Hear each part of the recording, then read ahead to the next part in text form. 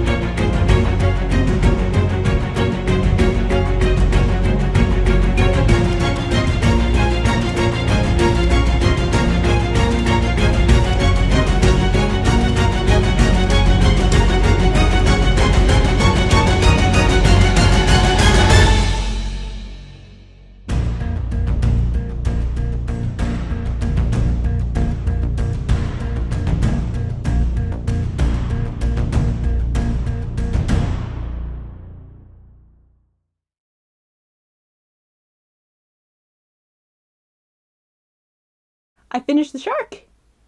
Here it is. Ooh. Just go like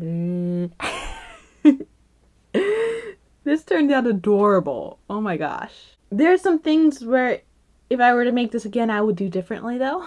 I didn't know if I was supposed to stuff this or not. Looking at the picture, I probably should have. There was space for me to stuff it, although it would have been a little bit difficult to pull off.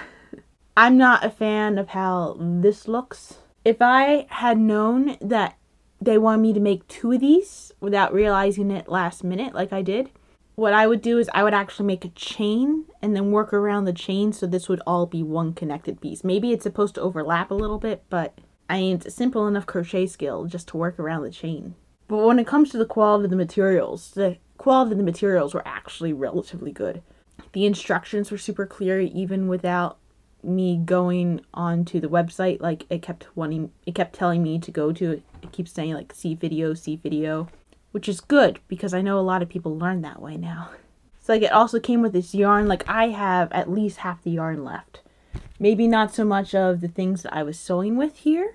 If I wanted to crochet another shark, I have enough yarn to do that. And it's relatively soft yarn despite it being 100% wool. It is very loosely plied, so I did have to like double check to make sure that I wasn't like breaking into the ply when I was doing the stitches. And I'm guessing my stitch tension is a little bit rougher because the shark does feel a bit rough once it's all worked up. But it's going to be a nice hardy animal. The only thing that didn't have enough of it the way that I typically would use it is the stuffing. But I also think I stuff things a little bit more than people usually do. But it's all good because 1, I had more stuffing in the back, and 2, I just used the yarn scraps here, so nothing ever really goes to waste. For a moment I was worried there wasn't a needle in the kit. Then when I opened up the box, the needle was taped with a sticker to the back of the box, which smart. But also look at that hefty boy. That's not breaking on anybody. It's almost a little bit bigger than I prefer to work with actually. But it's nice. Like this isn't going to break on anybody. This is a nice durable needle. And the hook was relatively nice to work with too. I'm not sure if I'm crazy about the texture and the feel of the handle. Although the nice thing with this handle is it's not rolling anywhere because it's flat. And it does like fit into my hand.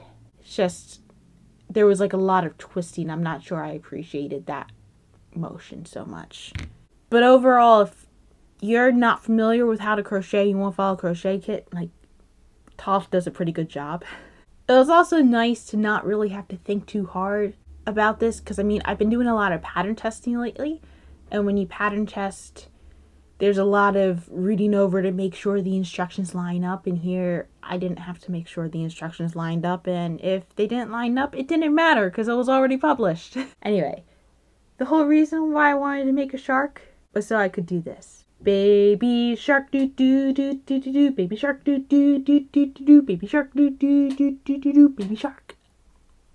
I knew Baby Shark was a song before it became a commercialized song for toddlers. I learned it when I was camping when I was younger, which means the commercialized version drives me crazy, even though it's like a nice jaunty little song. But because it ends with the phrase "let's go hunt" after all the verses, and we all know that's not the proper way the song ends. The song continues from that with "let's go swimming," and then you get attacked by the shark, and even though you lose limbs, you're still okay. It's a lighthearted song about how no one is immune from nature, not some sort of capitalist drivel on how to hunt endangered animals into existence. Yeah. I might not be okay there. The funny thing is, there actually is a Baby Shark pattern written by this designer, and it's not this pattern. But yeah, just to go around with other people and go like, Baby Shark doo doo doo doo doo. That was today's entertainment. Have a nice day.